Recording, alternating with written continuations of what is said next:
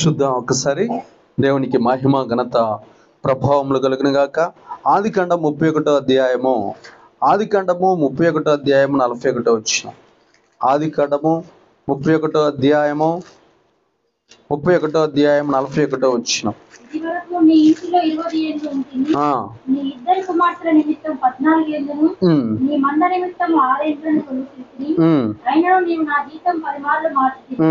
నా తండ్రి దేవుడు అబ్రహాము దేవుడు ఇస్సాకు భయపడిన దేవుడు నాకు తోడైయున్నని ఎడల నిశ్చయముగా నీవు నన్ను వట్టి చేతులతోనే పంపివేసి ఉండువు. దేవుడు నా ప్రయాసమును నా చేతుల కష్టమును చూసుకొని పోయిన రాత్రి నిన్ను గద్దించిన నాబాలుతో చెప్పాను. ఆమేన్. దేవునికి మహిమ ఘనత ప్రభావములు కలుగును గాక. ప్రియ దేవుని బిడ్డలారా, ఇక్కడ ఒక వ్యక్తి సొంత బంధువు దగ్గరికి వెళ్ళాడండి. ఇక్కడ మానవ జీవితాన్ని మీకు తెలియజేస్తాం. మానవుల యొక్క జీవితాల మధ్యలో ఉన్న బంధాల విలువ తెలియజేస్తాం. వాళ్ళ ఒక భార్య, ఒక దంపతులు ఇద్దరికి 2 కొడుకులు పుట్టారు. ఆ 2 దంపతుల పేరు అంటే ఇస్సాకు, రిబ్కా.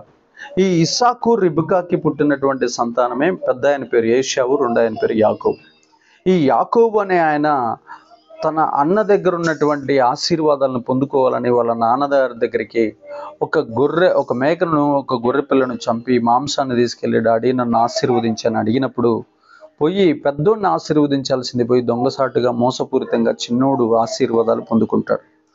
ఆ యొక్క కోపానికి, నా యొక్క ఆశీర్వాదాలు నువ్వు దొంగిలిస్తావా అనే కోపానికి చిన్నవాడి మీదకి పెద్దోడు వచ్చి మీద పడతాడేమనే భయంతోటి అక్కడున్నటువంటి తల్లి చిన్నవాడిని వాళ్ళ పుట్టింటికి పంపిస్తాడు.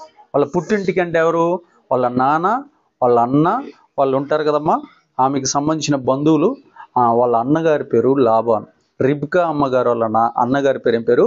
లాబాన్. అయ్యా, మీ మేనమామ పలానా ఊర్లో ఉన్నాడు, అక్కడికి పోయా అని పంపిస్తుంది. ఫోన్ తీసి సెల్ ఫోన్ బంద్ చేయి. దేవునికి మహిమ కలుగును గాక. ప్రియమైన బిడ్డలారా, అయితే ఇప్పుడు ఆ లాబాన్ అనేటటువంటి వ్యక్తి దగ్గరికి మేనల్లుడే వెళ్తాడు. ఎవరండి వెళ్ళేది? మేనల్లుడే వెళ్తాడు.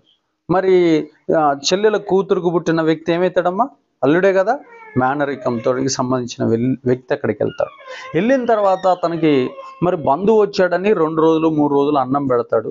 తర్వాత వాళ్ళిద్దరి మధ్య విభేదాలు వస్తాయి. నువ్వు ఎందుకు వచ్చావు, అసలు ఏంటి పని అంటే, నేను ఇంక మళ్ళీ వెళ్ళను, ఇక్కడే నీ దగ్గరే ఉంటాను అన్నట్టుగా చెప్పినప్పుడు, ఊకే తినటానికి ఉంటే కుదరదని చెప్పి అతన్ని గొర్రెలు కాపిస్తాడు.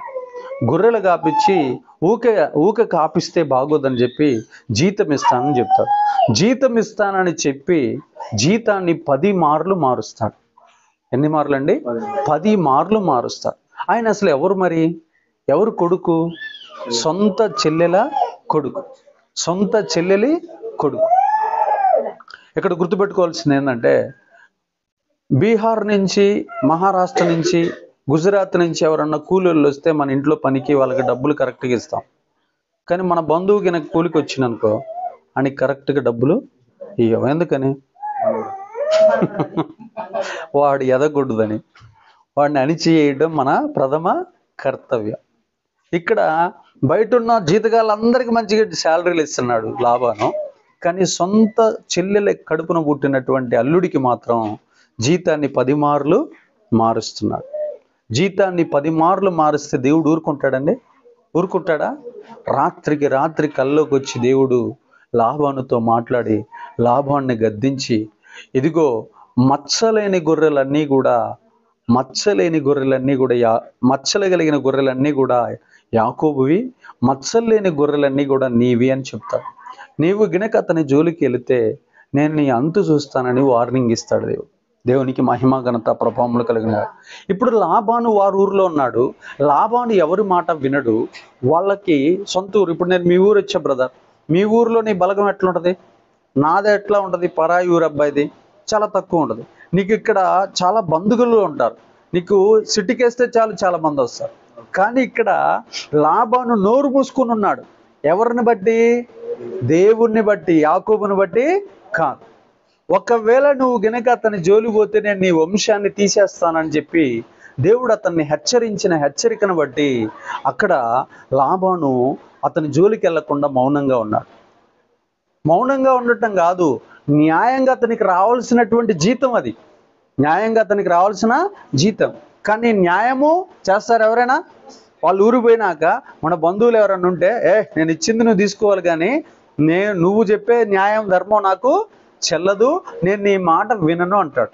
ఎప్పుడైనా ఏ మనిషి అయినా చూడండి, నా మాటే నెగ్గాలి అనే మైండ్ సెట్తో ఉంటాడు. కానీ నా మాటే నెగ్గాలి అనే దాన్ని యేసు ప్రభు వారు పరలోకంలో ఉన్నటువంటి దేవుడు కొట్టిపడేస్తున్నాడు. దేవునికి మహిమ ఘనత ప్రభావములు కలుగున. ప్రతి దేవుని బిడ్డలారా గుర్తుపెట్టుకోండి, ఇక్కడ సమస్తాన్ని మార్చేటటువంటి దేవుడు మన దేవుడు. సమస్తాన్ని ఎలా మార్చేశాడు? నువ్వు యాకోబు జోలి గనుక నువ్వు వెళితే నీకు నష్టము కలుగుతుంది, నేను నీ కుటుంబానికి కీడు చేస్తాను, నేను నిన్ను భూమి మీద లేకుండా చేస్తానని దేవుడు హెచ్చరించిన హెచ్చరికను బట్టి ఆ రాత్రి లాభాను యాకోబుతో వ్యర్థమైన మాటలు మాట్లాడకుండా, గొడవ పడకుండా, అతనికి రావాల్సిన జీత ప్రకారం అతనికి ఆస్తిని పంచి అతన్ని వదిలిపెట్టినట్లు మనం బైబిల్లో చూస్తున్నాం. దేవునికి మహిమ కలుగును గాక. అంటే ఇక్కడ దేవుడు అనే వాడి కనుక రాత్రి రాకపోతే యాకోబు జీవితంలో ఏముంటుందో తెలుసా? మరణము, బలాత్కారము, గొడవ, కొట్లాట, లేకపోతే చంపుకోవటం అనేదే ఉంటాయి తప్ప, ఈ 5 కారణాలే ఉంటాయి తప్ప ఇక విజయం అనేది అతని జీవితంలో ఉండదు. కాబట్టి ప్రియ దేవుని బిడ్డలారా, నువ్వు ఎప్పుడైనా కానీ ఎక్కడైనా కానీ పరాయి వారి దగ్గరైనా జీతానికైనా వెళ్ళు, కానీ అయిన వాళ్ళ దగ్గరికి వెళ్ళకు. వాళ్ళు మన బలహీనతలను పట్టుకొని మనల్ని వేధిస్తూ ఉంటారు. హైదరాబాద్లో నేను రోజు 4-5 కుటుంబాల హిస్టరీ వింటూ ఉంటాను. అన్నా, మేము ఒకళ్ళ వల్ల హైదరాబాద్ వచ్చామన్నా, వాళ్ళు మమ్మల్ని తీసుకొని వచ్చిన వాళ్ళకంటే వీళ్ళు కొంచెం ఎదిగారు అనుకో, వీళ్ళు పోయి వాళ్ళ ఇంటి మీద పోయి, మీరు మా వల్లే పైకి వచ్చి, మీరు మా వల్లే హైదరాబాద్కి వచ్చారు, మేము లేకపోతే ఈ ఊరికి వచ్చేవాళ్ళు అసలు ఈ దెప్పిపోటి మాటలతోటే వాళ్ళు చచ్చిపోతున్నారు. అయ్యో బాబు, మళ్ళీ మేము మా ఊరికే పోతామయ్యా అని చెప్పి వేరే మండలానికి వెళ్తున్నారు. ఇప్పుడు ఉప్పలకు వచ్చిన వాళ్ళు పటాన్ చెరువుకి వెళ్తారు, పటాన్ చెరువులోకి వచ్చిన వాళ్ళు ఎటు ఖైరతాబాద్ వెళ్తారు, ఖైరతాబాద్కి వచ్చిన వాళ్ళు ఈసీఎల్కి పోతారు. అంటే మానవుడి నోటి మాట నొప్పి ఎట్లా ఉంది?